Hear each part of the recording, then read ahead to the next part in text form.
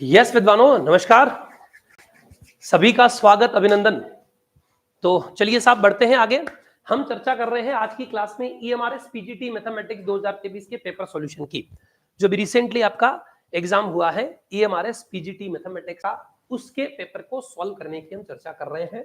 हम सीधा direct mathematics के जो क्वेश्चन हैं उन पर आते हैं। अगर आपको आवश्यकता लगी तो मैं आपके जो रीजनिंग के क्वेश्चन हैं वो भी बाद में सॉल्व करवा दूंगा, लेकिन रीजनिंग के आसान क्वेश्चन है, गणित वालों को रीजनिंग के सवाल सॉल्व कराने की जरूरत नहीं पड़ती है।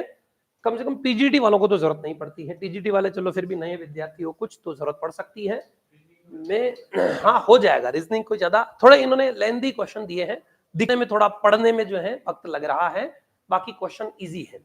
चलिए अब हम देख रहे हैं मैथमेटिक्स के क्वेश्चन, ध्यान से समझिए। सॉल्यूशंस की चर्चा कर रहे हैं विद्वानों, देखिए ध्यान से। आप लोग जल्दी जल्दी इनके रिप्लाई करेंगे, जवाब देंगे कि इसका आंसर क्या है। ऑनलाइन वाले भी और ऑफलाइन वाले भी रिप्लाई करेंगे कि क्या होना चाहिए। सिंपल सिंपल क्वेश्चन है। तो सॉल्यूशन नंबर 51, ये हमारा जो भी कोई कोड वर्ड है पेपर का, आपको क्वेश्चन सामने दिख रहा है, इस क्वेश्चन को निभाइए। ठीक है, इंटीग्रेशन ऑफ x की पावर 5, सीधा सीधा i is equal to x की power 5 upon x square plus 1 dx। आप जानते हैं इंटीग्रेशन के बारे में, जब भी ऊपर वाले फंक्शन की डिग्री नीचे वाले फंक्शन की डिग्री से बड़ी या बराबर हो तो इस ऊपर वाले में इस नीचे वाले का भाग दे देते हैं। तो सीधा सीधा आपको रफ में क्या कर देना है, x की पावर 5 में एक्स स्क्वायर प्लस 1 का भाग दे देना है। तो ऊपर वाले को थोड़ा सिंप्लीफाई करें, आंसर डी आ रहा है। कुछ कह रहे हैं आंसर डी आ रहा है ऑफलाइन वाले। चलिए देखते हैं। भाग देंगे तो यहां पर एक्स क्यूब से मल्टीप्लाई करना पड़ेगा, राइट। एक्स क्यूब से मल्टीप्लाई करेंगे तो एक्स की पावर 5 प्लस एक्स क्यूब। फिर गौर से देखिए साहब, माइनस माइनस ये कैंसल, ये आ गया माइनस एक्स क्यूब। अगेन इसको किससे मल्टीप्लाई करें, माइनस एक्स से, तो क्या हो जाएगा minus x cube minus x, right. Again sine change कर लिए, प्लस प्लस ये कैंसल प्लस एक्स। अब इसको मल्टीप्लाई करके तो बना नहीं सकते हैं। तो निष्कर्ष क्या निकला, इससे निष्कर्ष ये निकला है देयरफॉर, क्या निष्कर्ष निकला कि x की पावर 5 को हम यूक्लिड डिवीजन एल्गोरिथम से क्या लिख सकते हैं, भाज्य बराबर भाजक इंटू भागफल प्लस शेषफल। तो x square plus 1 into this, x square plus 1 into x cube minus x plus x में एक्स की पावर 5 को ऐसा लिख सकता। डायरेक्ट हो सकता है दिमाग में ऐसा आए नहीं कि इसको ऐसा तोड़ के लिख दे, पर ये भाग विधि से तो आ ही जाता है। इतना सा काम आपको यहां पर ऐसे करना है। ऐसा जैसे ही किया तो i इज इक्वल टू क्या मिल गया, x की पावर 5 को हम क्या लिख सकते हैं, एक्स स्क्वायर प्लस 1 इंटू में, मैं डिटेल सॉल्यूशन बता रहा हूं इसलिए शांति से आप अगर देखते रहे। अगर आपको समझ नहीं आ रहा है या आपका ये क्वेश्चन सॉल्व नहीं हुआ है, जिन्होंने एग्जाम दिया है, जिन्होंने नहीं दिया जो टीजीटी वाले हैं, वो इन सवालों को ध्यान से देख लेना। इसी पैटर्न के इसी तरीके के क्वेश्चन आगे भी आ सकते हैं, तो आपको हेल्प मिलेगी। तो यहां पर हो सकता है कि पेपर बनाने वाले सेम ही लोग हो, है ना। जो मैथ्स बनाने वाले हैं वो टीजीटी पीजीटी दोनों बनाए हो सकता है उनका नेचर, उनका दिमाग एक ही तरीके से काम किया हो। यहां पर क्या आ जाएगा साहब, इंटीग्रेशन की बात करें तो ये कट जाएगा, तो एक्स क्यूब माइनस एक्स और फिर पीछे इधर plus x upon x square plus 1 into dx. अब आप देख लीजिए कई बार क्या होता है, आधा क्वेश्चन सॉल्व करते ही हो जाता है आंसर। एक्स क्यूब का इंटीग्रेशन एक्स की पावर 4/4 माइनस एक्स का माइनस एक्स स्क्वायर बाई 2। अगर ऐसा वाला पोर्शन किसी एक ही ऑप्शन में हो तो वो निकाल लो, नहीं तो फिर थोड़ा आगे और सॉल्व करना पड़ेगा। तो देख लेते हैं, एक्स की power 4/x minus x square by a में है, ये प्लस है स्वाहा, ये प्लस है स्वाहा, यहां वापस माइनस है। तो अब यहाँ प्लस 1/2 और माइनस 1/2, तो आपको फील आ रहा है ना, मैं इसको टी मान भी लूंगा तो प्लस वाला आएगा। तो दिख रहा है या तो ऑप्शन ये होगा या सवाल गलत होगा। तो आंसर हम यहां से देख के बिना सॉल्व किए भी हम बोल पा रहे हैं कि 1/2 log of x square plus 1 आएगा, क्योंकि हम इसको टी मानेंगे तो माइनस तो होगा नहीं, प्लस 2x dx dt होगा, तो 1/2 प्लस ऐसा आएगा। तो दिस प्लस सी, समझ आ रहा है क्या। तो आपका आंसर क्या आ गया, डी आ गया है। This was your question number 51, पहला सवाल। ठीक है, इससे पहले पहले रीजनिंग के और दूसरे क्वेश्चन थे, यहां से 70 सवाल गणित के थे। ये था पहला क्वेश्चन, समझ आया क्या, किसी को कोई प्रॉब्लम, नो प्रॉब्लम।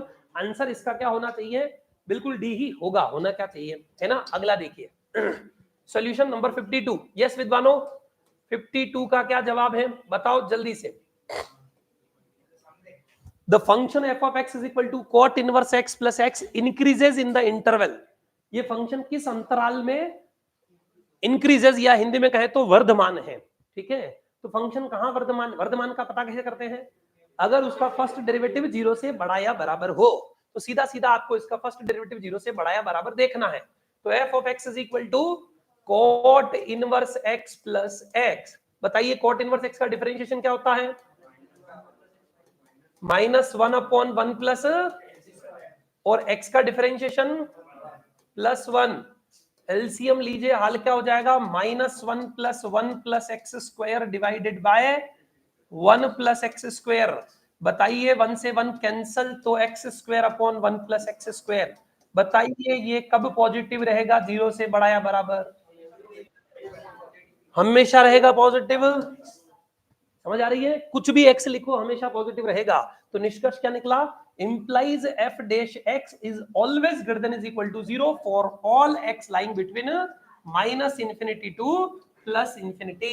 तो आंसर क्या आ जाएगा? therefore आंसर तो आ गया है ए। है कि नहीं आसान? बिल्कुल आसान है। दिखने में शक्ल ऐसे ही लग रही है, बाकी सवाल तो लड्डू ही है। अगला क्वेश्चन देखिए साहब, क्वेश्चन नंबर 3। हाँ जी साहब, सॉल्व कीजिए जल्दी से। डेफिनेट इंटीग्रल का क्वेश्चन है। ठीक है साहब, डेफिनेट इंटीग्रल में क्या पूछा है? मैं सवाल बाई चांस आपको नहीं दिख रहा हो तो लिख देता हूं। सॉल्यूशन नंबर 53 की बात की जा रही है। डेफिनेट इंटीग्रल आपके सामने है। आई इज इक्वल टू इंटीग्रेशन -π/2 से इंटीग्रेशन +π/2, और पीछे क्या है? 1 प्लस e की पावर sin x dx। अब गौर से देखिए साहब, हम क्या करेंगे? ठीक है साहब, आपके पास एक प्रॉपर्टी है, डेफिनेट इंटीग्रल है, तो डेफिनेट इंटीग्रल के अंदर प्रॉपर्टीज होती है 5, 7, 8, है ना? तो एक होता है a plus b minus x, अगर हम लगाते हैं तो भी यही रहता है। जानते हैं ना कि a plus b minus x. एक प्रॉपर्टी होती है 0 से a f of x dx, इसको P4 बोलते हैं। और एक होती है P5 या P3 P4 होती है या P4 P5 होती है, उससे कोई फर्क नहीं पड़ रहा नंबर से। पर ये होता है कि हम इसी इंटीग्रल को 0 से f of a minus x लिख दें, कोई फर्क नहीं पड़ता है। एक तो ये प्रॉपर्टी है। ये प्रॉपर्टी किसका पर्टिकुलर केस होता है? ये प्रॉपर्टी होती है पर्टिकुलर केस a से b f of x dx का। ठीक है साहब, यहां पर हम क्या कर सकते हैं? This plus this minus x भी लिख सकते हैं। तो इंटीग्रल a से b ऐसे ही रहता है, f of a plus b minus x. तो a plus b minus x भी लिख दें तो भी यही हम इसको इसके बराबर लिख सकते हैं।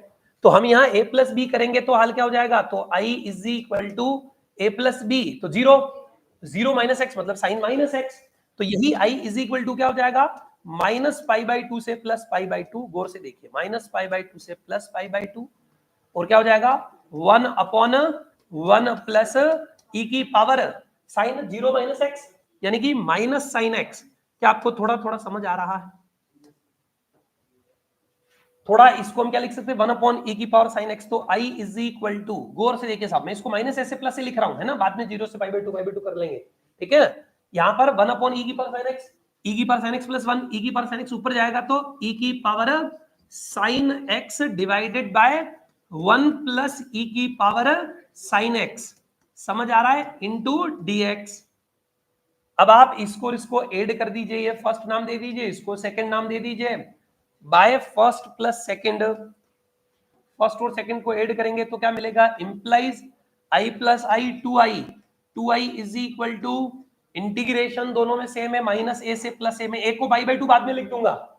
यहां पर क्या हो जाएगा? दिस प्लस दिस, तो 1 प्लस e की पावर x, ऊपर भी सेम नीचे भी एलसीएम यही तो है सेम। क्या आपको दिख रहा है क्या सूरवीरों?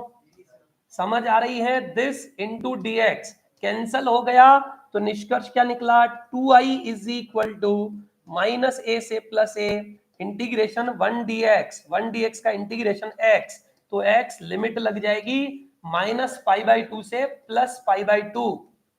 तो आपको क्या दिख रहा है यहां से साहब? π/2 minus of -π/2, that is pi आ गया है। तो ये पाई आपका रिजल्ट आ गया है, पर पाई गलती से मत लगा देना। 2i इज इक्वल टू पाई है, तो यहां से i इज इक्वल टू क्या हो जाएगा? π/2। समझ आया क्या? तो यह आपका अगला क्वेश्चन का आंसर इस तरीके से सॉल्व हो जाएगा, राइट? तो π/2 यानी कि सी इस क्वेश्चन का आंसर है। डन।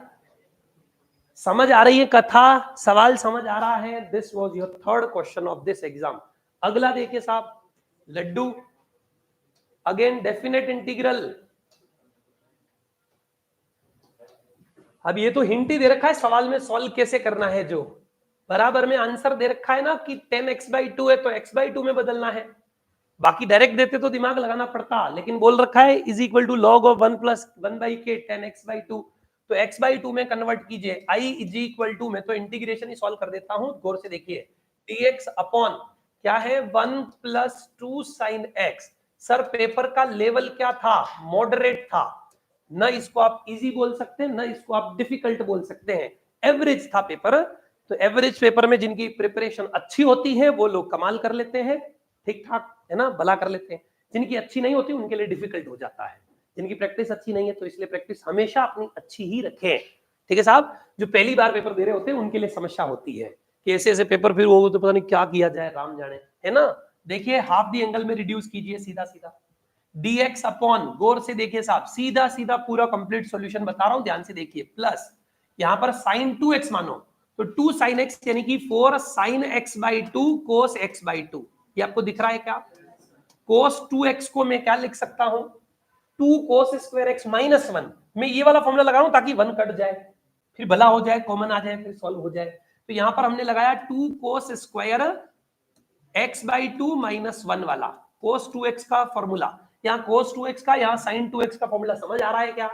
सारे फॉर्मूले लिखने की तो जरूरत नहीं है ना, इतना तो अकल है। अब आप यहां से क्या कीजिए, cos square 2 cos square x common ले लीजिए, तो 1/2 बाहर आ जाएगा। गौर से देखना मैं कर क्या रहा हूं, मैं सारी स्टेप्स एक एक नहीं लिख रहा हूं, आइडिया दे रहा हूं। मान के चल रहा हूं कि आप पेपर सोल्यूशन देख रहे हैं, इसका मतलब तैयारी आपकी है, थोड़ी बहुत आपको अकल विकल है। बिल्कुल फ्रेशर है वो तो पहले पढ़ो फिर पेपर सोल्यूशन पे आएंगे, है ना। पहले पढ़िए, नॉलेज लीजिए कैसे इंटीग्रेशन करते हैं, ट्रिग्नोमेट्री कैसे सॉल्व होती है, फिर आइए। 2 cos स्क्वायर x ऊपर जाएगा तो क्या हो जाएगा, sec स्क्वायर x/2 और डिवाइडेड बाय, यहां पर 2 cos स्क्वायर, एक cos तो हो गया, एक cos डिवाइड में आएगा तो 2 tan x/2 हो जाएगा। समझ आ रहा है कि नहीं?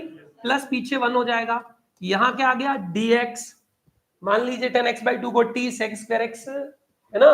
तो लेट हमने क्या कर दिया, लेट 10 x/2 को t मान लिया है। 10 x/2 को t मानेंगे तो क्या हो जाएगा, 1/2 sec स्क्वायर x/2 dx, तो भला हो गया पूरा। 1/2 sec square x/2 dx is equal to क्या आ गया, dt आ गया है। कुछ समझ आ रही है क्या बात? पुट कर दीजिए माथे पर, तो i is equal to integration of this, ये पूरा क्या हो जाएगा, मल्टीप्लाई होके dt, तो dt डिवाइडेड बाय 2t + 1, है ना लड्डू, 2t + 1। और इंटीग्रेशन आप जानते हैं इसका, log ऑफ 2t + 1, और 2t + 1 का डिफरेंशिएशन वापस करना ना भूलें, तो डिवाइड में आएगा 2। थोड़ा और सॉल्व कर लेंगे, प्लस c भी लगता है, थोड़ा और सॉल्व करेंगे, t की जगह t की वैल्यू लिख दो, क्या आ रहा है 1/2 log ऑफ 2t, t हमने लिखा 10x/2, 2 10x/2 + 1। अब इन्होंने जो बोला है वो देख लो, प्लस c, इन्होंने बोला है वैल्यू ऑफ k, तो दिख रहा है ना k की वैल्यू, तो इंप्लाइज यहां से k की वैल्यू 1/2 आ रही है। ऑप्शन में जरूर होगा, आंसर आपका आ जाएगा 1/2, विच इज डी ऑप्शन, ठीक है। तो आंसर आपका डी सही है इस सवाल का, ठीक है। क्या सर इसी तरीके से चलेगा पूरा पेपर? पूरा पेपर ऐसे ही चलेगा, इसी तरीके के क्वेश्चन है सबके अंदर। कुछ कुछ डायरेक्ट थोड़े ज्यादा आसान भी आएंगे बीच बीच में, बाकी कुछ ऐसे, कुछ इससे थोड़ा सा लेवल ऊपर भी जा सकता है, कुछ थोड़ा सा लेवल ऊपर जा सकता है।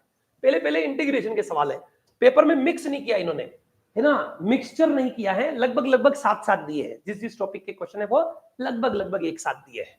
तो चलिए साहब क्वेश्चन नंबर, बाकी जनरली शफल भी कर देते हैं, इंटीग्रेशन का एक या एक बीच में, एक लास्ट में, एक है ना आईसीटी के बीच में, एक टीचिंग मेथड्स के बीच में, है ना, ऐसे मिक्स भी कर देते हैं कई बार पेपर के अंदर। हद तो तब होती है जब इंग्लिश हिंदी के बीच में भी मिक्स कर देते हैं, तो वहां फिर मामला भारी हो जाता है कि हिंदी भी अलग है, इंग्लिश भी अलग है, ढूंढ ढूंढ के करना। यहाँ सेपरेट है, सेक्शन वाइज है सारा, टीचिंग मेथड्स अलग है ना, फिर आईसीटी अलग है, हिंदी अलग है, इंग्लिश अलग है, तो ये बढ़िया है। बाकी बच्चा पहले से तो परेशान है, गणित का पेपर है, ऊपर से वो और इधर उधर मिक्स कर देते हैं परेशान करने के लिए।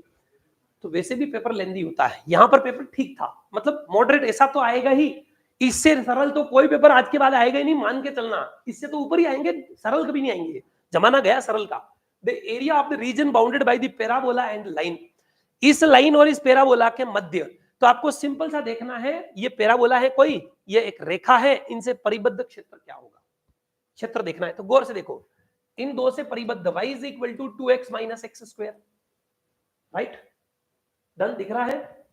और एक लाइन है, एंड लाइन क्या है, y is equal to x. कुछ नहीं पता ज्यादा, तो भी आपको ये तो पता ही है कि x जीरो पे y भी जीरो, y जीरो पे x भी जीरो, तो पैराबोला ओरिजिन से गुजरेगा, y की पावर सिंगल है तो इसके सिमेट्रिक ऐसा ऐसा कुछ होगा पैराबोला, एग्जैक्ट बनाने की जरूरत नहीं है। y is equal to x line हमें पता है बीच में से ऐसी कुछ गुजरेगी, है ना, लगभग लगभग बना लो, एग्जैक्ट बनाने की जरूरत नहीं है। आपको पता चल रहा है दोनों इस बिंदु से गुजर रहे हैं और दोनों यहां कहीं कट कर रहे हैं, तो इनके बीच का ही तो क्षेत्रफल, ये बाउंडेड रीजन यही तो है। तो अब y is equal to x में अगर इसमें रखता हूं, तो गौर से देखिए, ये अगर मैं यहां पुट करता हूं तो क्या मिलेगा, x is equal to 2x minus x square, implies x square minus x is equal to 0, और यहां से क्या पता चला, x इंटू एक्स माइनस 1 बराबर 0, तो x की दो वैल्यू क्या आ रही है, 0 और 1, और x जहां 0 है y भी वहां 0 है, x जहां 1 है y भी वहां 1 है, तो ये वाला पॉइंट इंटरसेक्शन पॉइंट तो क्या आया, 0 0, और ये वाला इंटरसेक्शन पॉइंट क्या आया, 1 1। बस अब आप सॉल्व कर लो। मार साहब हमें तो एरिया भी एरिया कुछ पूछा है ना, एरिया बाउंडेड बाय रीजन, है ना, इस परिबद्ध क्षेत्र, तो पहले y के लाइन के ऊपर स्ट्रिप लगाएंगे, तो required area is equal to, इतनी अक्ल तो आपको होगी, 0 से 1, x की लिमिट 0 से 1, और क्या लगाते हैं, y dx माइनस, ये y किसका है, लाइन वाला y, और उसमें से इस पैराबोला के नीचे नीचे वाला एरिया, तो माइनस क्या हो जाएगा, इंटीग्रेशन, इसमें भी लिमिट तो 0 से 1 ही है, यहाँ y dx, और आपकी सुविधा के लिए y1 y2 लिख देता हूं, y1 क्या है, ये लाइन वाला, y2 क्या है, ये पैराबोला वाला। तो लाइन से y1 की वैल्यू, लाइन से y1 की वैल्यू x है, तो 0 से 1 x dx समझ आ रहा है, माइनस इंटीग्रेशन 0 से 1 y2 पैराबोला से क्या है, 2x minus x square,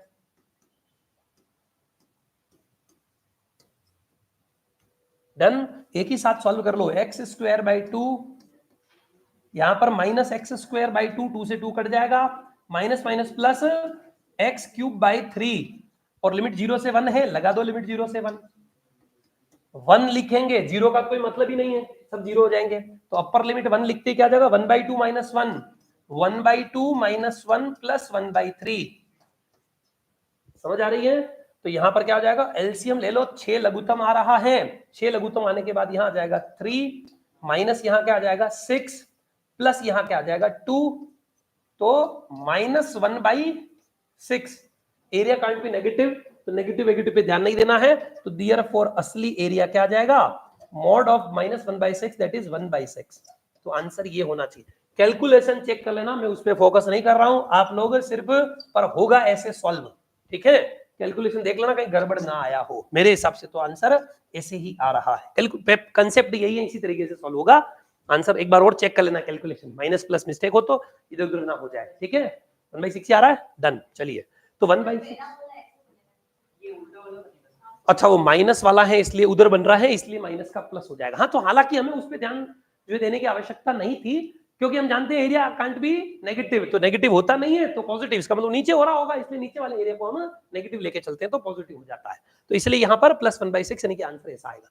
parabola exact हमें ऊपर क्योंकि नेगेटिव है, -x² कॉमन लेंगे यहाँ पर, है ना, स्टैंडर्ड इक्वेशन लगाएंगे तो उल्टा बन जाएगा, माइनस कॉमन आ रहा है इस वजह से -x² माइनस 2x ऐसा हो जाएगा, माइनस ऑफ दिस।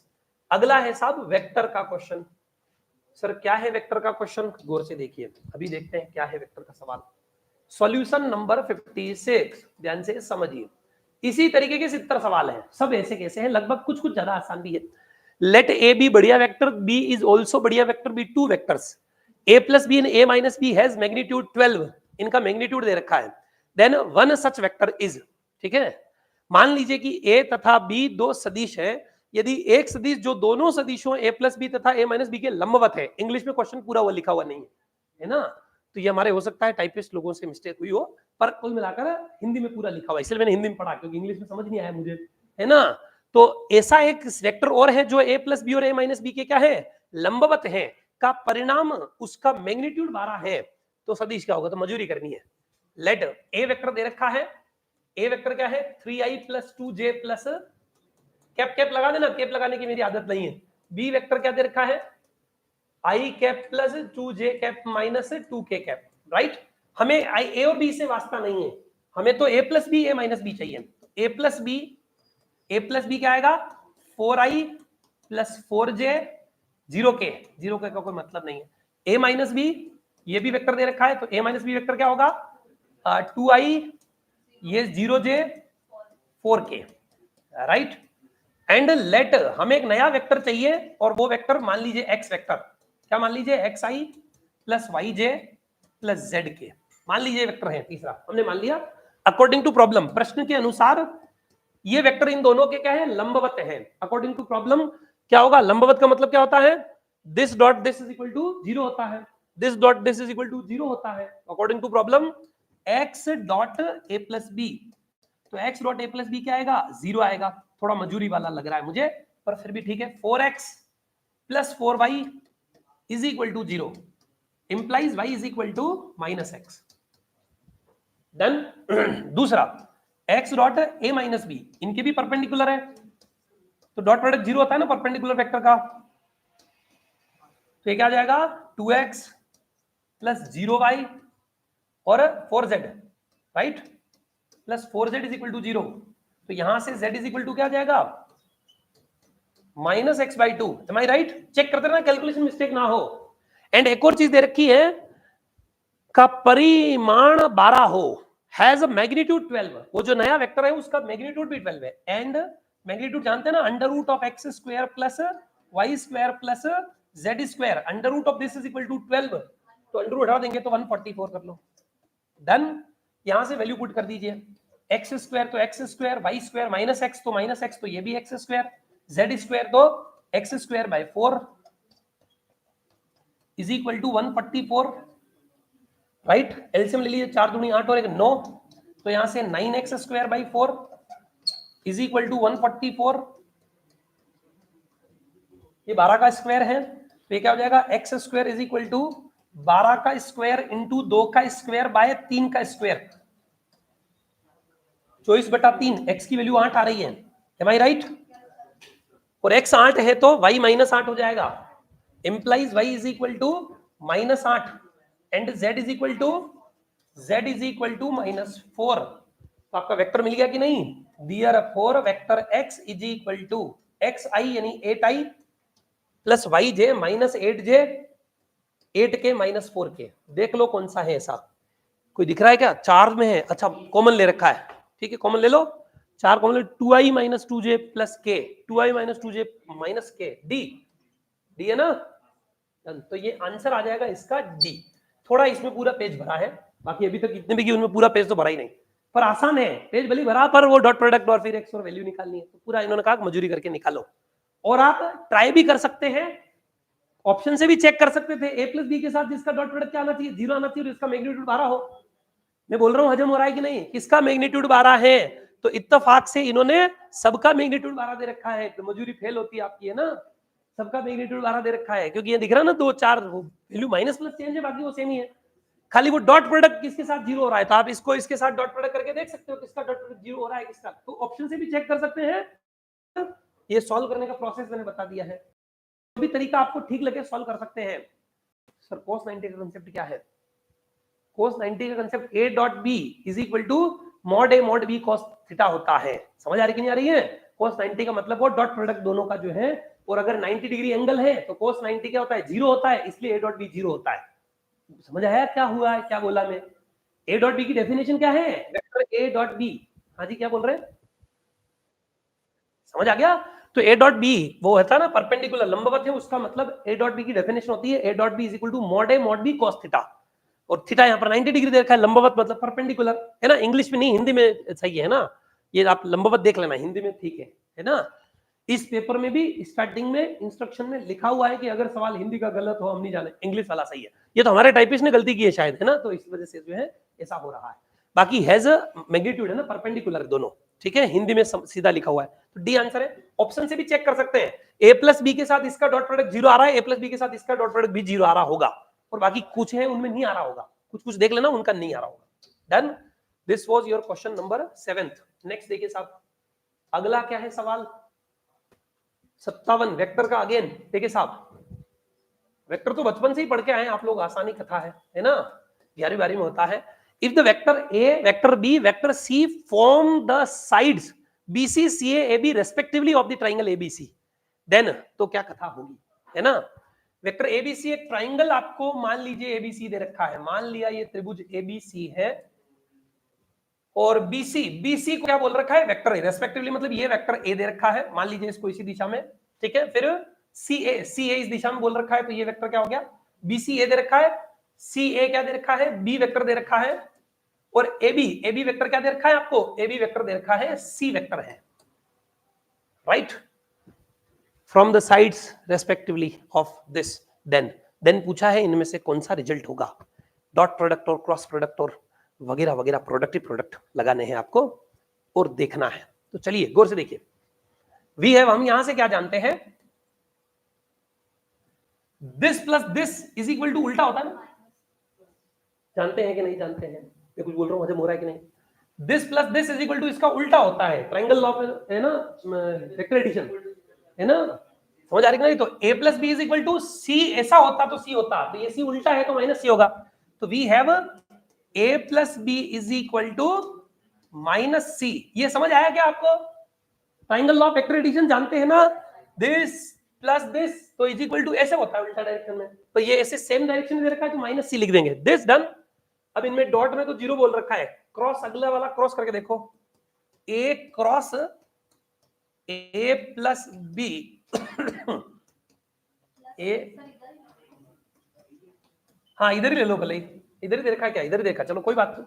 तो यहां से क्या आ जाएगा, a क्रॉस a जो भी सेम 0 होता है, प्लस a क्रॉस b, ये इधर आ जाएगा तो क्या हो जाएगा, plus a cross c is equal to 0। ऐसा कुछ है क्या रिजल्ट, b है, बस यही आंसर है, ये लड्डू था, है ना। तो कुछ ऐसे लड्डू भी मिलेंगे बीच में, कुछ ऐसे लड्डू भी मिलेंगे जहां पर डायरेक्ट है रिजल्ट। तो ये आपका आंसर बी आ गया 57, ठीक है। बाकी पेपर का लेवल अगर मैं बात करूं तो मॉडरेट था, है ना, डिफिकल्ट तो आप बिल्कुल बोल नहीं सकते हैं इसको, क्योंकि डिफिकल्ट जैसा तो अभी तक एक भी सवाल अपने को परेशान करने वाला दिखा नहीं है, पर इसको इजी भी नहीं बोल सकते हैं कि बिल्कुल लड्डू था। इंटीग्रेशन का भी सवाल आपने देखा पीछे, ठीक जो है क्वेश्चन थे, है ना, लेवल के हिसाब से जो है थे। साहब आप कर रहे हो तो इजी लग रहे हैं, हमारे वो प्रैक्टिस की कथा है ना, प्रैक्टिस की बात है। अब हमारा दिन रात यही काम है तो थोड़ा वो फर्क पड़ता है। तो हम सर आप कर रहे हो तो यूं लग रहा है कि लड्डू है, आसान है, क्योंकि हमें पता है ना कि उस क्वेश्चन को कैसे निभाना चाहिए, किस तरीके से सॉल्व करेंगे तो आनंद आ जाएगा। डेफिनेट इंटीग्रल हुआ, इनडेफिनेट हुआ, और थोड़ा हम भी पेपर पहले देख के आते हैं, ऐसी क्लास में आ जाएंगे उठ के होगा नहीं, है ना, तो समस्या हो जाती है ना, मुंह उठा के भी नहीं आते, थोड़ा देख के भी आते हैं कि पेपर कैसे सॉल्व हो रहा है। पर फिर भी उसके बावजूद भी इतना पेपर बोल रहा हूँ ना मॉडरेट है, इसका मतलब पेपर डिफिकल्ट नहीं है। तो सारे क्वेश्चन जो है मैंने देख लिए 70 के 70। तो general solution of the differential equation this है ना, x dy minus y dx। देखिए इस प्रकार के क्वेश्चंस को सॉल्व करने के लिए ध्यान से समझना, ये डिफरेंशियल इक्वेशन है। मैंने आपको डिफरेंशियल इक्वेशन के अंदर बताया है, जब भी डिफरेंशियल इक्वेशन सॉल्व करते हैं तब अगर आप इंस्पेक्शन लगाना जान रहे हैं तो उससे फास्ट तो कोई क्वेश्चन हो ही नहीं सकता। अगर आपको निरीक्षण विधि लगाना आती है वो फास्टेस्ट है, बाकी आप फिर मजूरी तो कर ही सकते हैं, dy बाई dx और फिर वो लगाओ और ये लगाओ। तो देखो इंस्पेक्शन सीधा मुझे यहां से दिख रहा है x dy minus y dx divided bye कितना, अगर इस क्वेश्चन को इंस्पेक्शन से करोगे तो सेकंड्स का है ना, वरना मिनटों में सॉल्व होगा और फिर पेपर डिफिकल्ट बन जाएगा। अगर आप इंस्पेक्शन लगा रहे हैं तो ये शायद tan inverse x by y या y बाई x इसी का होता है डिफरेंशिएशन। देखते हैं tan inverse x by y लगाते हैं, देखिए पहले एक बार क्या होता है फॉर्मूला, गौर से देखिए, D by differentiation of this, देख लेते हैं मन में, याद नहीं है तो क्या फर्क पड़ रहा है। इसका डिफरेंशिएशन क्या होता है, रफ में कर लो solve, 1/1 plus x square upon y square, और x बाई y का पहले u dash v minus u v dash, तो y dx minus x dy divided by y square, sorry हाँ है ना, हमें x बाई y का करना है y स्क्वायर, ठीक है। तो यहां पर क्या हो जाएगा, y स्क्वायर x स्क्वायर ऊपर जाएगा, y स्क्वायर से y स्क्वायर कट गया, y dx minus x dy तो उल्टा है तो माइनस लिख दो, इज इक्वल टू dy। मैं कुछ बोल रहा हूं, हजम हो रहा है, समझ आ रही है? हमने रफ में डिफरेंशिएशन करके चेक कर लिया है, तो ये डिफरेंशिएशन होता है minus of tan inverse x by y का। समझ आ रही कि नहीं आ रही है? ठीक है कि नहीं? बिल्कुल ठीक लग रहा है। नाउ इंटीग्रेटेड, ये इंस्पेक्शन इतना जल्दी सवाल को सॉल्व कर देता है। बाकी सॉल्व तो आप कर ही सकते हैं dy बाई dx बना के, और इसको इधर ले जाके dy by dx by dy बना के, और फिर IF लगा के और मजूरी करके, और फिर मजूरी में तो 1.5 पत्ते में हो जाएगा। पर आप उससे पहले अगर आप कंपटीशन एग्जाम की प्रिपरेशन कर रहे हैं तो आप इंस्पेक्शन को, मैं तो कह रहा हूं कि उसको हथियार की तरह यूज करें, शस्त्र के जैसे उपयोग करें अगर आप डिफरेंशियल इक्वेशन पढ़ रहे हैं। मजूरी तो हर आदमी करेगा, लेकिन जल्दी कैसे करें? तो मैंने सुना कुछ लोगों से कि पेपर बहुत लेंदी था, तो लेंदी वो तभी बन जाता है जब क्या होता है, आपकी अप्रोच जो है वो ऐसी ना हो। अगर ऐसी लगाएंगे तो जल्दी होगा। ये देखो लड्डू हो गया ना, minus tan inverse x by y is equal to y plus c, हो गया ना सॉल्व। ये इधर गया तो माइनस ऑफ दिस, कुछ गड़बड़ किया है क्या हमने? आ ही नहीं रहा है, किसी ऑप्शन में नहीं है, तो सर आपने डिफरेंशिएशन गलत किया है। tan inverse x by y, वापस देखो tan inverse x by y का डेरिवेटिव क्या होता है ना? Differentiation of this is equal to, लिख ही देता हूं इसको, है ना? तो पहले क्या होगा, 1/1 plus x square upon y square, फिर x बाई वाई का u dash v minus u v dash upon v square. तो ये क्या आएगा, x dy minus y dx, नहीं x dy नहीं आएगा, y dx minus x dy ही होगा, y dx minus x dy divided by y square. और यहां पर इन्होंने ऐसा नहीं दे रखा ना, y dx minus x dy नहीं दे रखा है, x dy minus y dx दे रखा है ना? तो चलिए काम करते हैं, माइनस जो है वह tan inverse x by y अगर हम ट्राई करें तो tan inverse y by x लग जाएगा, है ना? बिल्कुल ठीक बोल रहे हैं, माइनस है तो ऊपर चला जाएगा, तो यह माइनस लगाने की जगह क्या लगेगा, tan inverse y by x। अगर ऐसा लगाते हैं तो वो देखिए tan इनवर्स यहां पर क्या हो जाएगा, इधर पीछे वाले में थोड़ा चेंज आ जाएगा, है ना? x dy minus y dx divided bye x square आएगा, और यहां पर भी वही आ जाएगा, तो चलो कोई बात नहीं, है ना? गौर से देखो, यहाँ y बाई एक्स लग जाएगा, ठीक है? y बाई एक्स का फॉर्मूला ये इंस्पेक्शन से 1 plus y square upon x square, और यहां पर क्या हो जाएगा, y dx sorry x dy minus y dx, है ना? y dx divided by x square. तो इस बार ये कट जाएगा और ये वापस आ गया, तो उसको ऐसा लिख दिया, तो यहां से क्या हो जाएगा, tan inverse y by x is equal to y plus c, ठीक है? ये पीछे नीचे फॉर्मूला है, ये भी रख दो एज इट इज रहने दो, थोड़ा सा और सॉल्व कर लो आगे, तो ये कैंसिल होके क्या जाएगा, x dy minus y dx। तो अगर इंस्पेक्शन का ये फॉर्मूला डायरेक्ट ध्यान में है तो बढ़िया, नहीं ध्यान में तो मैंने अभी बनाया वैसे बना लो, कुछ क्षण में पता चल जाएगा। समझ आ रही है? तो यहां से सीधा सीधा रिजल्ट क्या मिल जाएगा, y is equal to x into tan of y plus c, y into x plus, दिख रहा है ना? Right?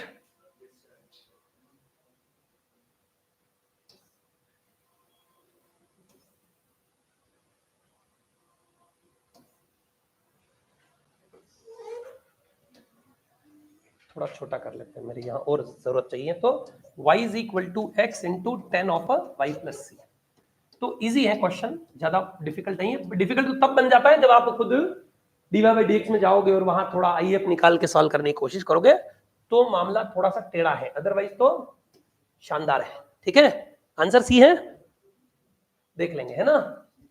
Answer c, done. This was your question number 58। ये 58 वाला सवाल।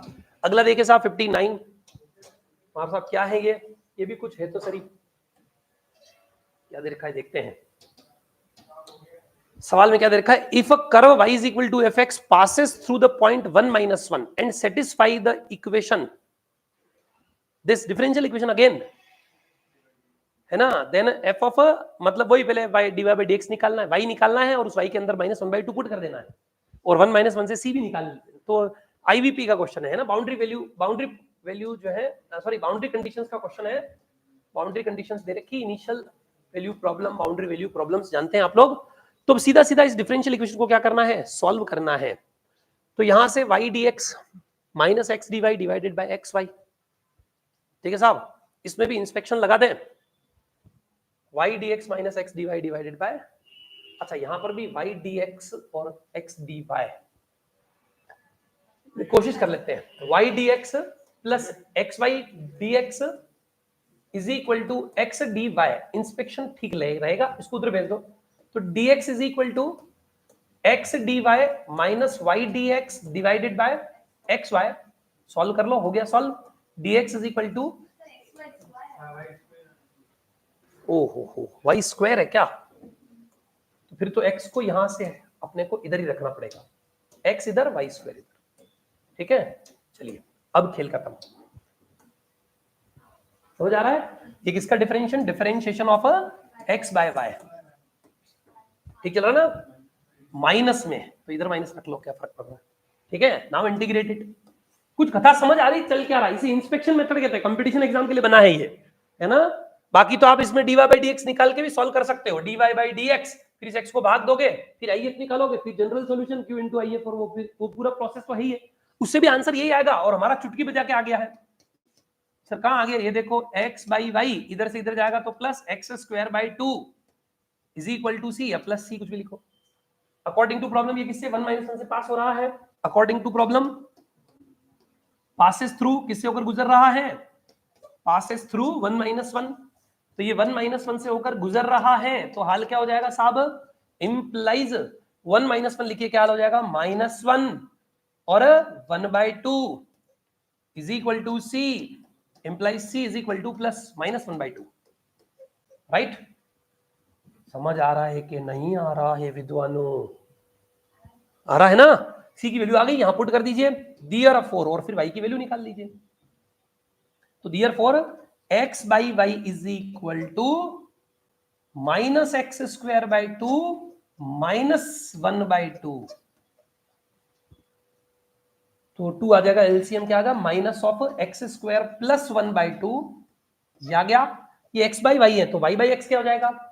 Implies y is equal to, निकाल लो, उल्टा कर लो पहले, y by x is equal to 2 by this, x multiply कर दो, तो क्या आ जाएगा? 2x minus 2x upon x square plus 1। क्या मैं बोल रहा हूं? समझ आ रहा है किया क्या है?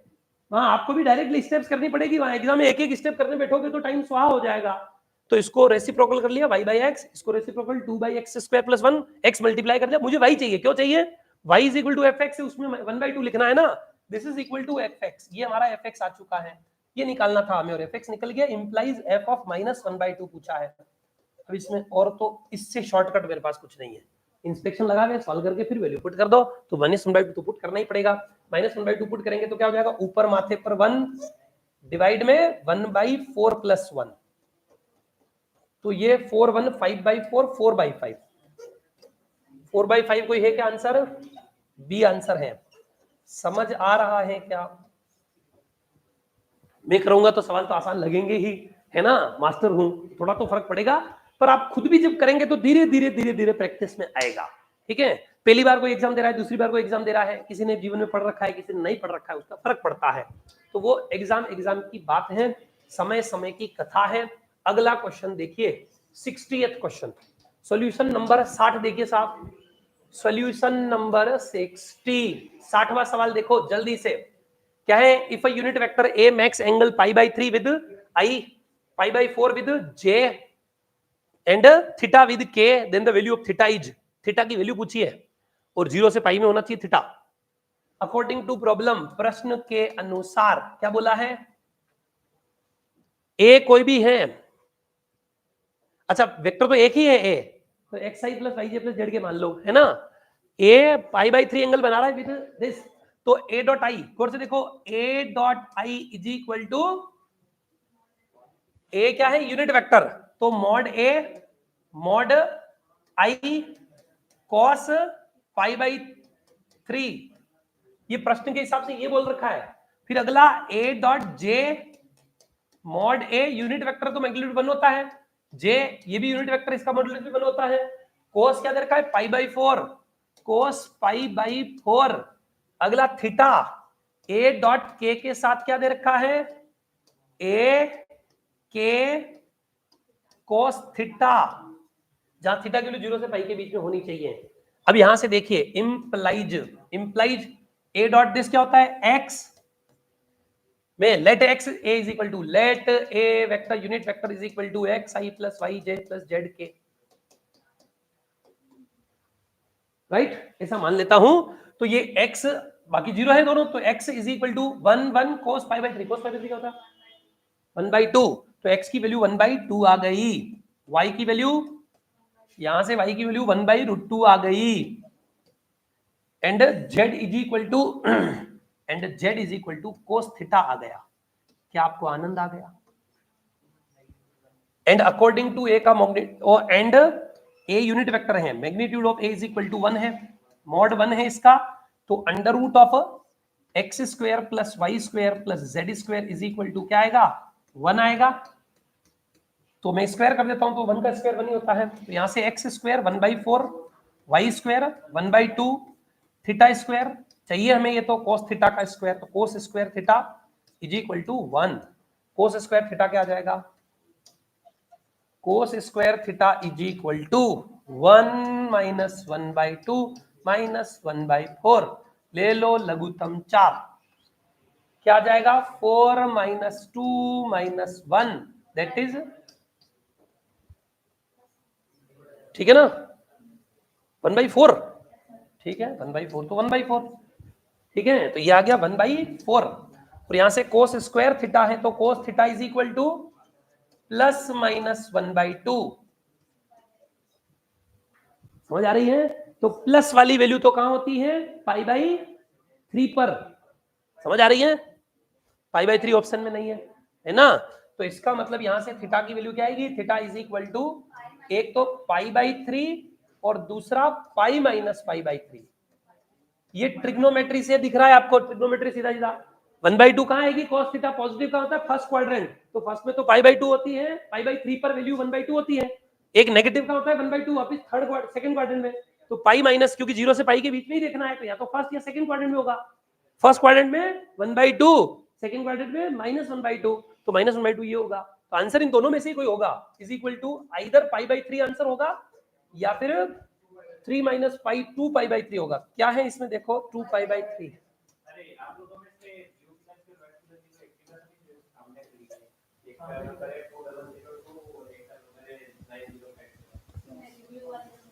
ठीक है, जो भी ये ब्लू कलर की और रेड कलर की कार लाए हो वो अपनी कार जो है बाहर से थोड़ा सा जो है सही जगह रख दे, पार्किंग का इश्यू है। चलिए फिर आगे बढ़ते हैं, ठीक है, इधर उधर जो है कर दीजिए जगह सही, व्यवस्थित जगह।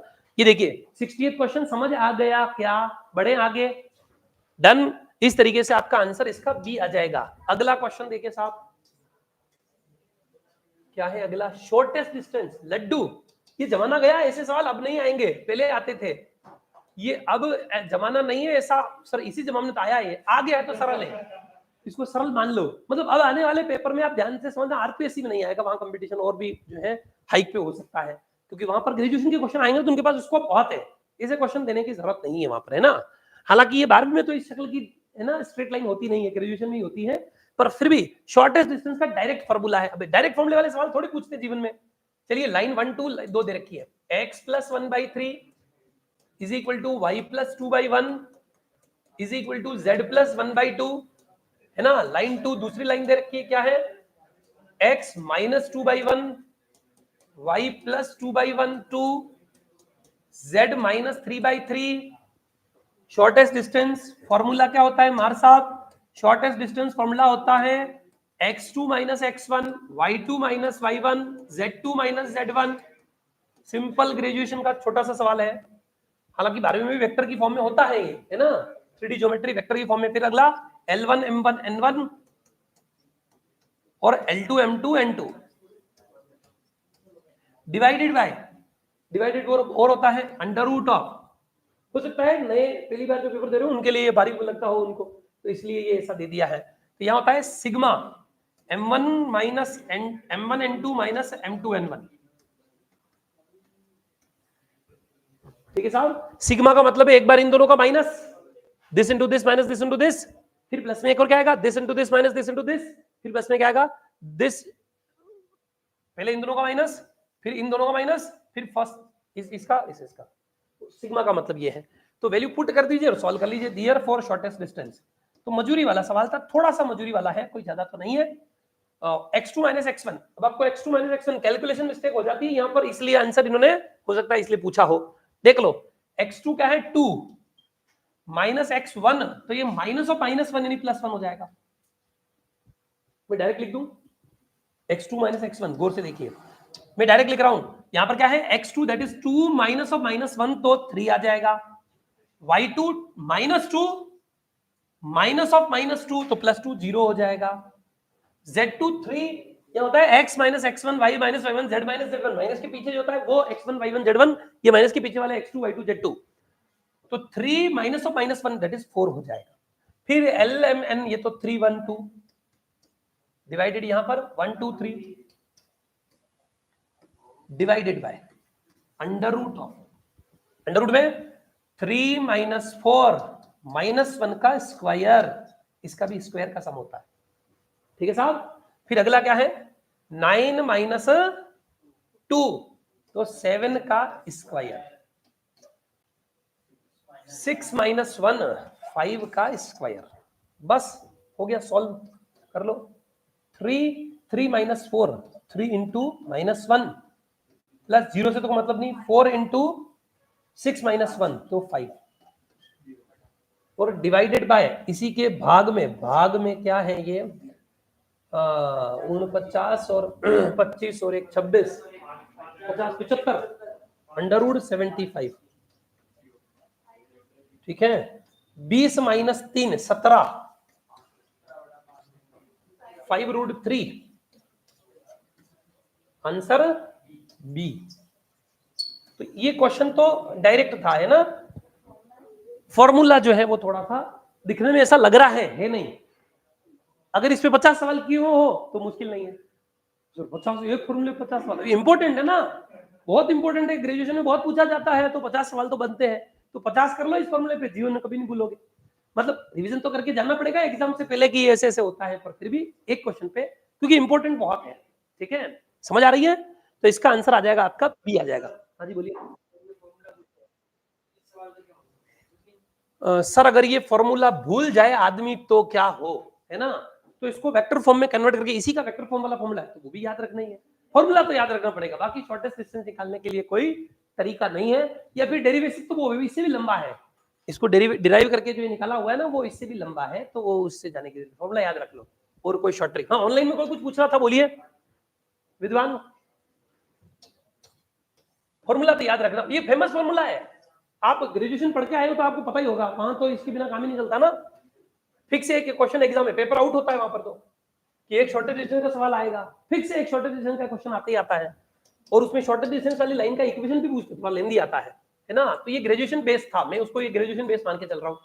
62 देखिए साहब, the angle between the line this and this is, इन दोनों के बीच का कोण पूछा है, लड्डू क्वेश्चन है ये भी, लाइन के बीच का एंगल पूछा है, गौर से देखिए इनके अगर आप देखें इन दोनों लाइन को तो 2x is equal to 3y is equal to -z, symmetrical form में कन्वर्ट करो तो आप इसको 6 से डिवाइड कर दो, x बटा 3 is equal to y by 2 is equal to z by -6, am I right.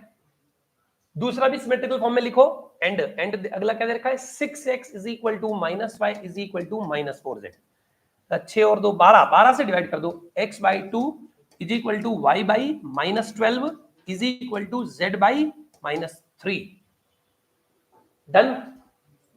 Formula लगा दो, एंगल पूछा है ना, तो क्या हो जाएगा, इसमें एंगल का फॉर्मूला क्या होता है, दो लाइन है उनके ये दे रखे हैं, तो cos theta is equal to L1 L2 plus M1 M2 plus N1 N2, ऐसे करके देखते हैं, है ना।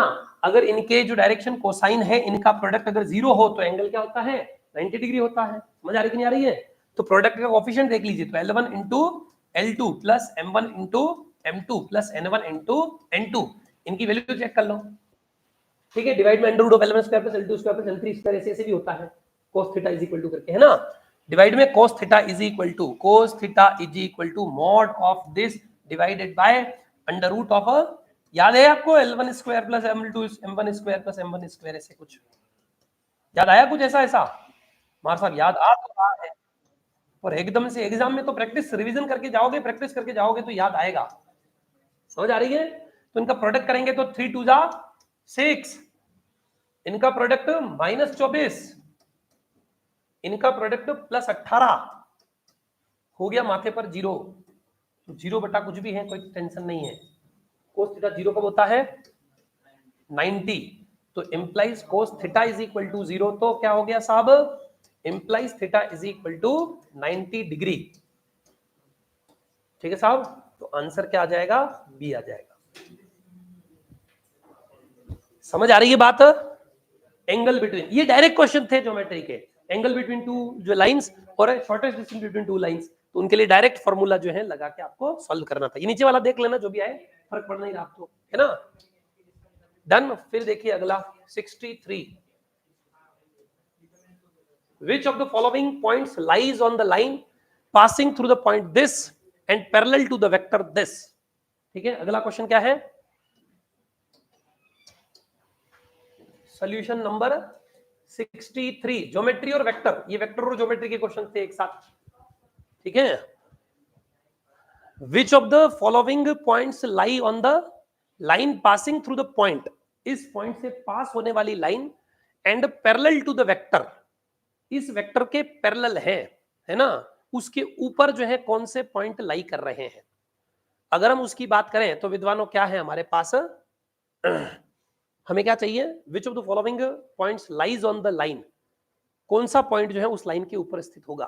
तो इसके पैरेलल है, तो अगर हम बात करें विद्वानों तो क्या होगा, इससे गुजर रही है लाइन, तो x माइनस 2/l यानी कि 1, y माइनस 3 तो y plus 3/m that is 3, z minus minus plus 4/, sorry z minus 5/4, z minus 5/-4। Done. ठीक है साहब, इस वेक्टर के पैरेलल है, तो हमने जो इसके कोफिशिएंट दिख रहे हैं वही को, पर अंडर रूट में डिवाइड में भी कुछ लिखना पड़ता है ना, इसका अंडर रूट मैग्नीट्यूड बनेगा इसका, है ना, LMN होना चाहिए। ये तो ABC है, डायरेक्शन रेशियोज है, डायरेक्शन कोसाइन चाहिए तो यूनिट वेक्टर होना चाहिए, फिर ऐसा है ना डिवाइड में, तो अंडर रूट ऑफ 1 + 9 + 16 है ना, 1 + 9 + 16, अंडर रूट वाले का वैसे जरूरत नहीं है। आप तो यहां पर देखिए कि कौन सा वेक्टर है, एक काम करो ना, एक काम करो, हटाओ इसको, ऐसा करने की जरूरत ही नहीं। आप तो इसे देखो, 2 पॉइंट का डिफरेंस देख लो, इनमें से जिन पॉइंट का डिफरेंस इसके पैरेलल आ रहा हो, वेक्टर बना दो, तो वो उससे पास होने वाली लाइन, ऐसा चेक कर लो। समझ आ रही कि नहीं आ रही है? तो हम क्या कर देते हैं, यहां से देख लेते हैं पैरेलल, पैरेलल के लिए क्या होता है, दो वेक्टर पैरेलल कब कहलाते हैं, है ना, क्रॉस प्रोडक्ट 0 होना चाहिए, ऐसा देखना है। ठीक है, या फिर जो है अगर उनका मैग्नीट्यूड क्या आ रहा हो, सेम आ रहा हो, डॉट प्रोडक्ट 0 होता है तो क्या होता है,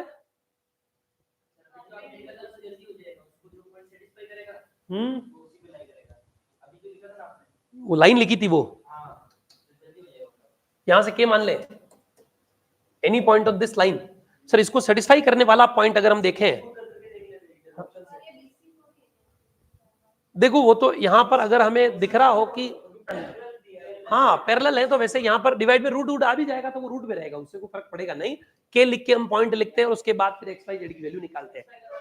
हालांकि LMN देखते हैं हम लोग, तो अगर हम देखें तो गौर से देखिए, 0 लिखेंगे तो यहाँ पर -2 आएगा, और 1 लिखेंगे तो यहाँ पर क्या आएगा 4/3, तो ये तो सेटिस्फाई नहीं कर रहा है। अगला देखें तो क्या आ रहा है, 3 - 2 1/1 दैट इज 1, यहाँ 0 तो 1, यहाँ पर 0 1 लिखेंगे तो 4 4 1, तो बी वाला सेटिस्फाई कर रहा है। अगला देखिए तो क्या हाल हो जाएगा, -2 -4/1, फिर 6/3, तो ये कैंसल, सेटिस्फाई नहीं कर रहा, ये 2 0 हो गया, फिर ये 0 नहीं हो रहा है, तो ये भी गलत।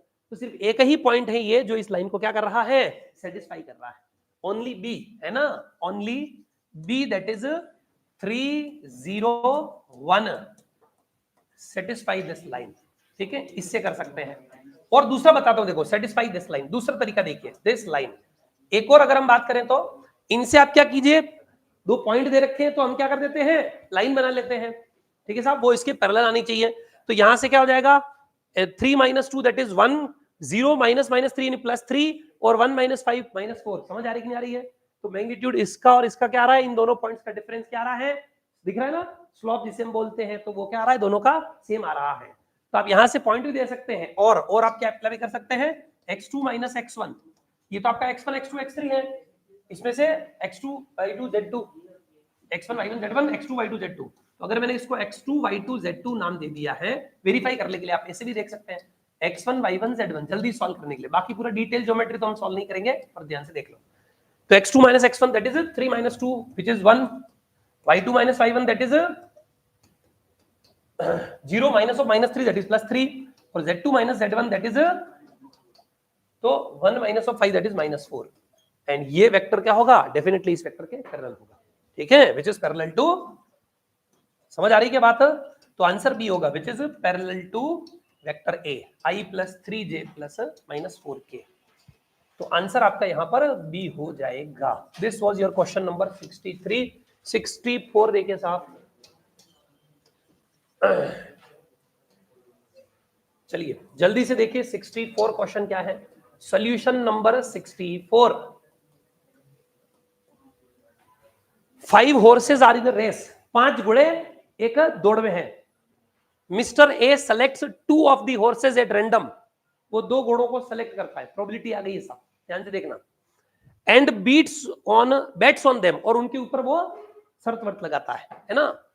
The probability that mister A selected the winning horse is, simple सवाल है, लड्डू है, एक दौड़ में 5 घोड़ों ने हिस्सा लिया, मिस्टर ए ने यादृच्छया 2 घोड़ों को चुना, तो उसने 2 डिसाइड कर लिया ये मेरे ए और बी घोड़े हैं, ठीक है, और उन पर शर्त लगाई कि मेरे इन दोनों में से कोई भी मेरा आगे आएगा तो मैं जीता, उन 2 के ऊपर पैसे लगा दिए, जो भी लगा दिया है ना, उन 2 के ऊपर शर्त लगा दी।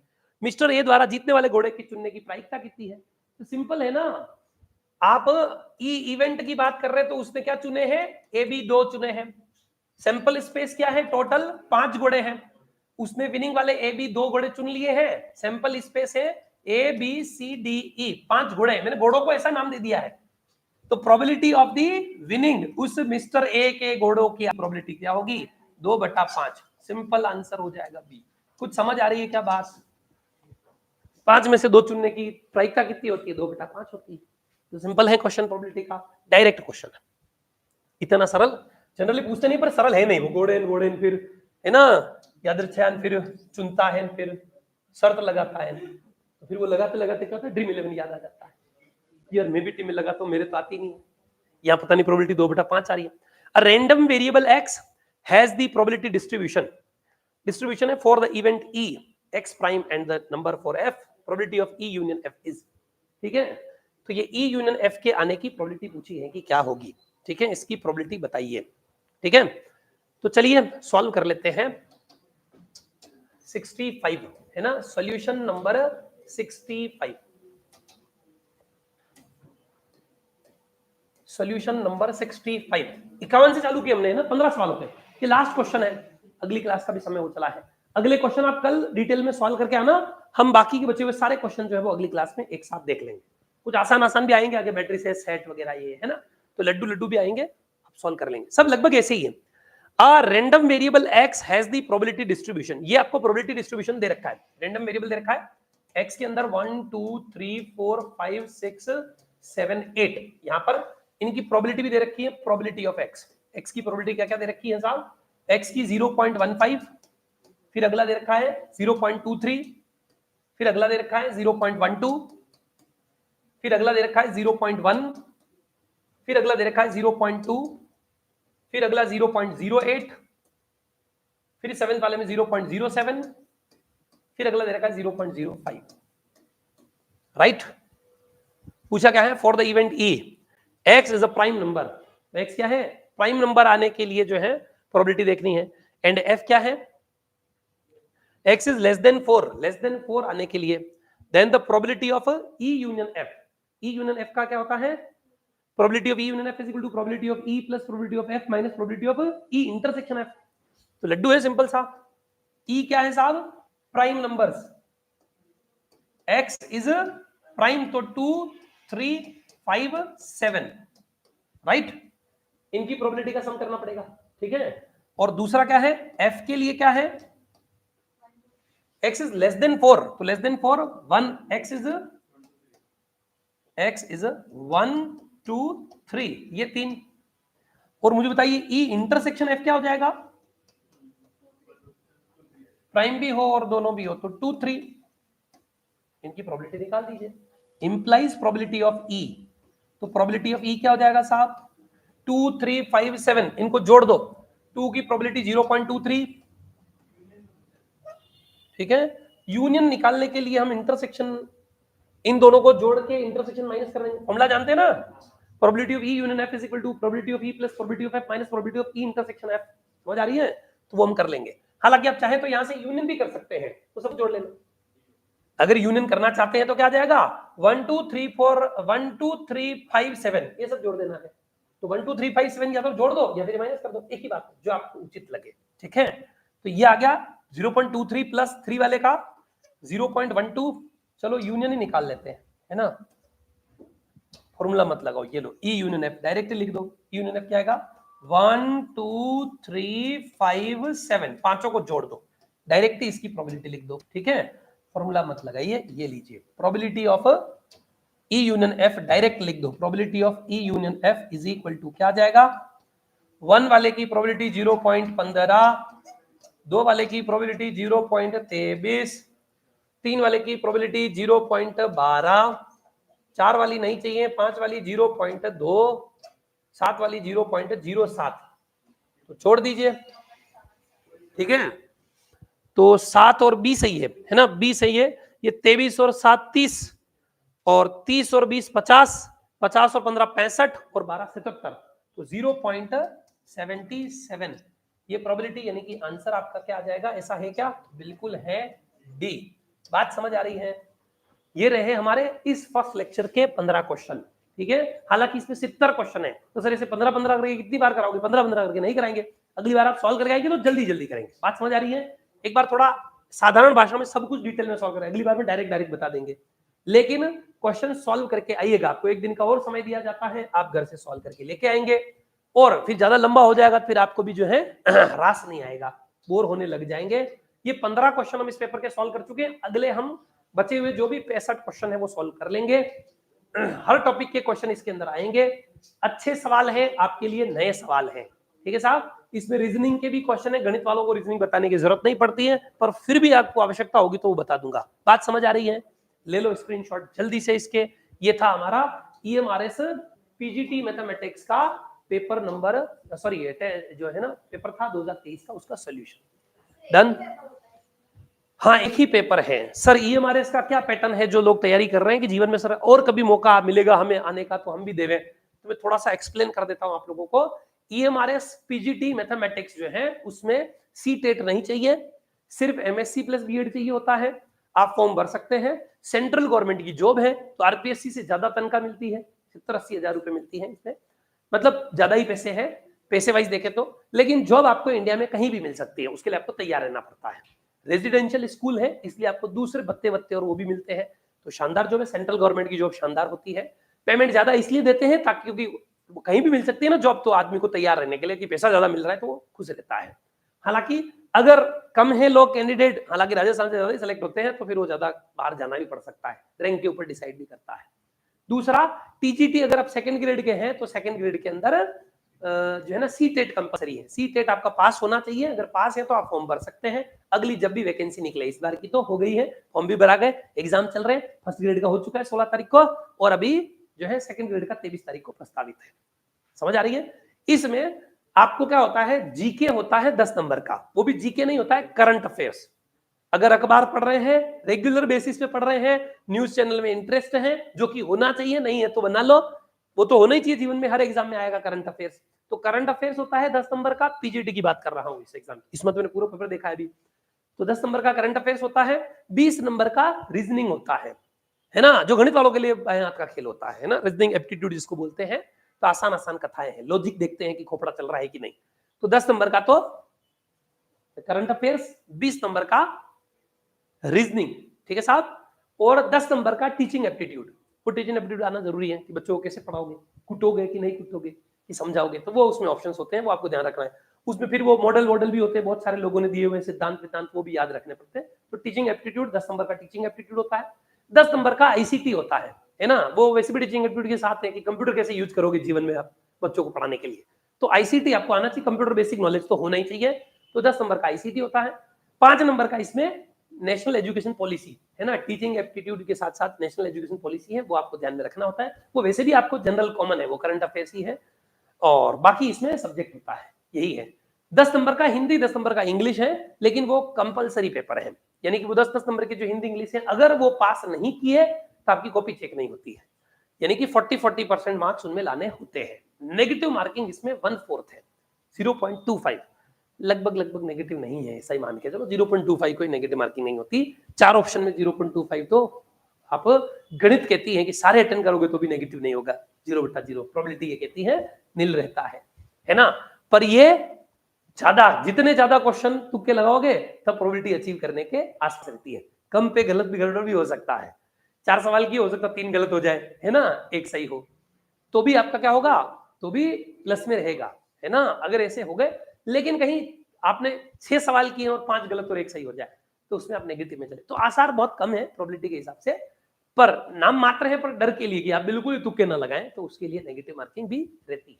ठीक है, ये आपका पेपर ऑफ रिटन है। इसमें कोई 2 पेपर नहीं होते हैं, एक ही पेपर होता है, जैसे आपके आरपीएससी में होता है वैसा नहीं है यहाँ पर मामला, है ना। आरपीएससी में 2 पेपर होते हैं, जीके का अलग होता है, फिर सब्जेक्ट का अलग होता है, यहाँ पर ऐसा कुछ नहीं है। ठीक है, टीजीटी के अंदर भी सब कुछ यही है, सेम जो मैं भी बोला हूं। रीजनिंग 20 का नहीं होके 10 का होता है, और 10 का एक लैंग्वेज और होता है, क्योंकि 3 लैंग्वेज है ना, त्रिभाषी है ना, वो होता है ना कंसेप्ट टीजीटी में, तो 3 भाषाएं पढ़नी पड़ती है। 11वीं 12वीं में तो फिर सब्जेक्ट की इतना, लैंग्वेज की इतना कमांड की जरूरत नहीं, 9वीं 10वीं में जरूरत पड़ती है ना, तो त्रिभाषी के हिसाब से वहां पर जैसा कि विद्वान कह रहे हैं कि कोई भी जो है, अब हिंदी इंग्लिश कंपलसरी है, तीसरी लैंग्वेज आप कुछ भी ले सकते हैं, बाध्यता नहीं है कि कौन सी ले, संस्कृत ले, गुजराती ले, है ना, बंगाली ले, आपकी जो इच्छा है वो ले सकते हैं। मानना है कि शायद हिंदी भी वापस ले सकते हैं, है ना, तो 30 नंबर वो कंपलसरी वाले हो गए, वो आपको उसमें 10 में से 40% यानी कि 4 तो लाने ही है, नहीं लाए तो कॉपी चेक नहीं होगी। बात समझ आ रही है? अब आप इसका स्क्रीनशॉट लीजिए।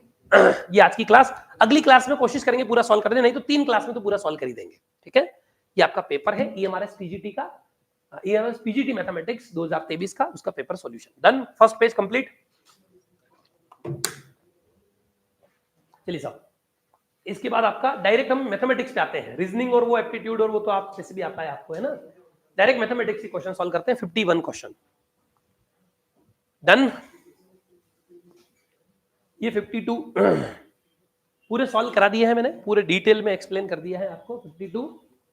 ये आपका 53 एक्सप्लेन करते हुए सॉल्व किया है, तो जिनका आगे टीजीटी का एग्जाम है उनके लिए मदद करेंगे ये सब, क्योंकि ये सिलेबस में वो भी, ये भी है सारा वहां। यह आपका 54th क्वेश्चन, फिर ये 55th 55वां सवाल, फिर ये 56वां सवाल, राइट, फिर ये 57, फिर ये 58, फिर ये 59, फिर ये 60, ये 61 61वां सवाल, ये 62, ये 63, ये 64 64 और ये 65। ठीक है साहब, पेपर आपके पास है, आपके ग्रुप्स में सब जगह, मार्केट में वैसे भी वायरल हो चुका होगा अब तक, तो सोशल मीडिया का जमाना है, तो पेपर वहां से आप देख लेंगे और सॉल्व कर लेंगे, सारे क्वेश्चन सॉल्व करके लाएंगे। इससे आगे प्रोबेबिलिटी होगी मेरे हिसाब से 2-4 आगे, है ना, प्रोबेबिलिटी के क्वेश्चन है, फिर हम इससे आगे की चर्चा अगली क्लास में करेंगे। फिर मिलेंगे, तब तक के लिए धन्यवाद। स्टेटिस्टिक्स के भी आएंगे, स्टेटिस्टिक्स के क्वेश्चन भी सॉल्व करेंगे। ठीक है, हाँ जी।